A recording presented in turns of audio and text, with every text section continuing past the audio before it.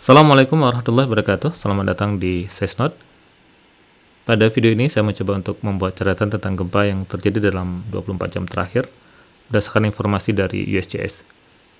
Dari gambar ini kita melihat ada beberapa titik gempa yang terjadi, dan kalau berdasarkan data dari USGS ada sekitar 232 gempa yang terjadi dalam 24 jam terakhir. Memang kalau kita perhatikan di sini dominan adanya di wilayah Alaska. Dan kenapa di sana dominan?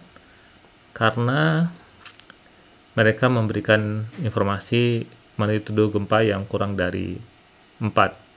Bahkan ada gempa yang memiliki magnitudo 2 mereka merilis, karena ini bagian dari otoritasnya USGS, karena mereka pusatnya di Amerika dan mereka akan lebih fokus untuk melihat gempa-gempa yang ada di wilayah Amerika.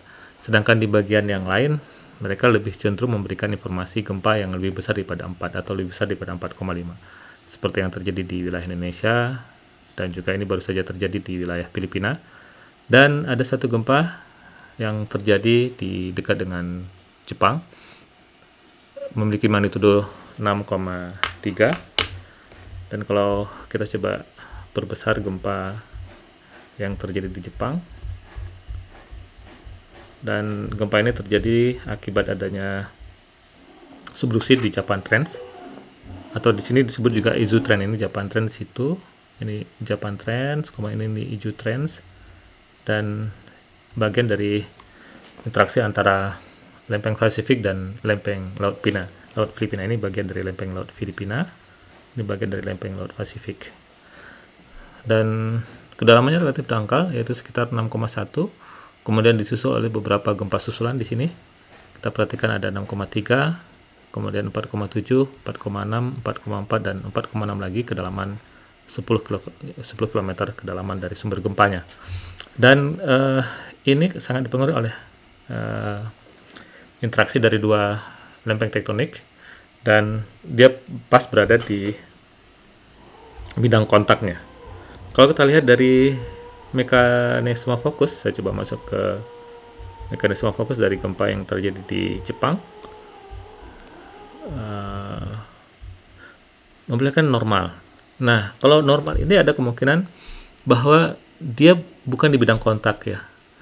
Dia bukan di bidang kontak, tetapi di di authorized normal fault. Jadi ada posisi di bidang pertemuan ini ya. Di pada saat, kalau saya coba gambar sederhananya, di sini bagian dari Laut Filipina, dia hilang ya. Nah, di dekat sini ada struktur normal fault ya, yang dikenal dengan authorized normal fault. Dia memberikan mekanisme sumber gempanya adalah sesar turun.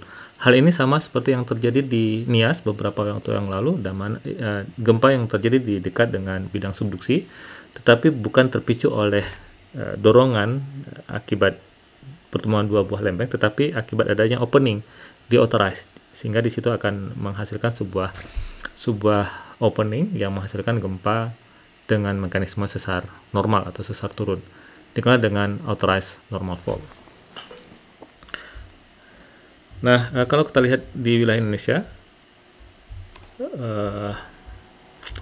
saya coba masuk ke wilayah Indonesia. Di wilayah Indonesia sendiri ada 3 gempa yang terjadi di dekat dengan Padang, 4,6. Kemudian ini dekat dengan Bengkulu, dekat dengan Lampung. Saya coba perbesar di wilayah Indonesia, dekat dengan Selat Sunda, dekat dengan Selat Sunda. Nggak dekat dengan Selat Sunda ya. Oke, ini masih di bidang kontak ya. Udah masuk di antara, kalau Selat Sunda di situ, ini masih di di zona subduksi ya, di 41 km. Dan tentunya gempa ini tidak memberikan dampak yang serius ya, karena dia relatif kecil magnitudonya, dan juga relatif jauh dari di lepas pantai ya, 4,7 dan 41 kedalamannya. Selain itu ada di dekat dengan Kepulauan Mentawai 4,6, kedalaman 10 km. Dan tentunya juga tidak memberikan dampak yang serius dari gempa yang terjadi di wilayah Indonesia pada hari ini.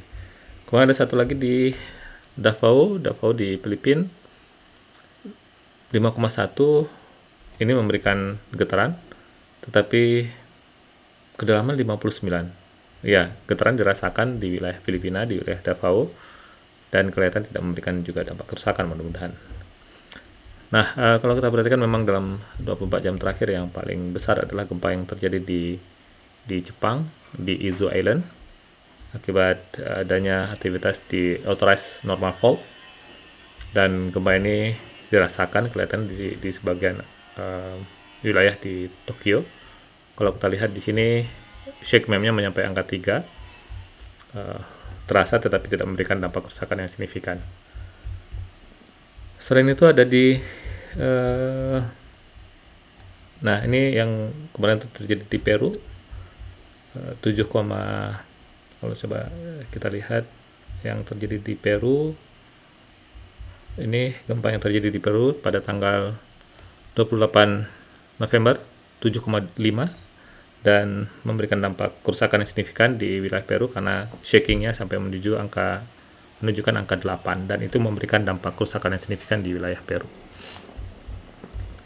Kemudian ini di South Sandwich Island. Ini ada beberapa gempa yang terjadi di sana di zona opening, dan kemungkinan gempa yang terjadi di sini terpicu oleh akibatnya opening di Mid Oceanic Ridge yang memberikan implikasi mekanisme gempa dengan sesar turun. Nah, selain itu ada beberapa gempa lagi. Ya, ini yang saya pikir yang bisa saya coba buat catatan dengan gempa yang terjadi pada hari ini 24 jam terakhir, dan catatan ini saya buat pada tanggal 30 November 2021. Terima kasih, salam sehat selalu. Assalamualaikum warahmatullahi wabarakatuh.